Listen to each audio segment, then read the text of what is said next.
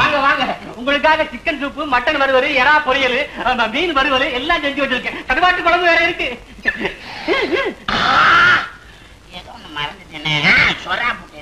சொரா புட்டா இதுவே நேற்று ராத்திரி ஆரம்பிச்சு இப்பதான் முடிச்சேன்.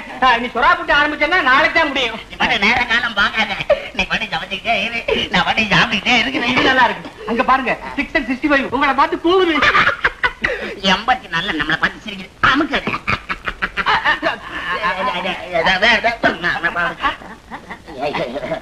மாப்பிள்ள கொஞ்சம் சாப்பிட விட.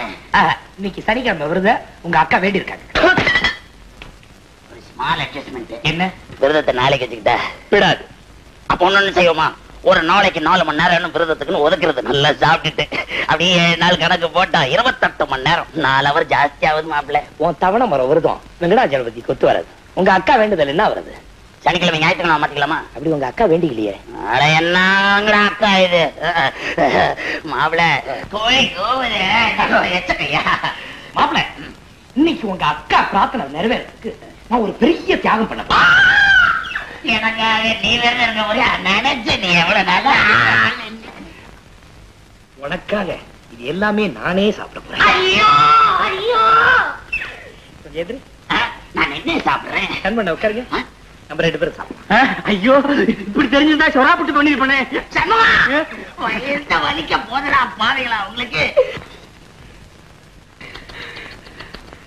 சண்முகனா சமையல் அருமை. தம்பிக்காக இன்னைக்கு எல்லாம் ஸ்பெஷல் ஸ்பெஷல். எனக்காவா? மாப்பிள்ளை பாவம் இன்னைக்கு விருதம் இல்ல. மாப்பிள்ள உங்க நன்மைக்காக சொல்றேன், கோழி ஜாஸ்தி சாப்பிடாதீங்க, அது வாய்வு. அது உனக்கு. நினைச்ச சண்முகா மீனா சாப்பிடு, ஆனா மூணு குத்த பார்த்து.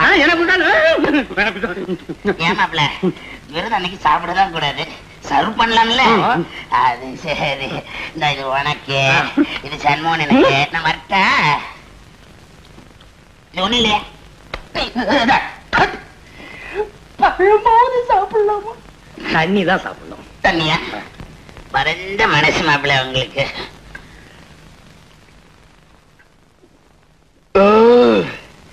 வயிறு ரொம்ப போச்சு.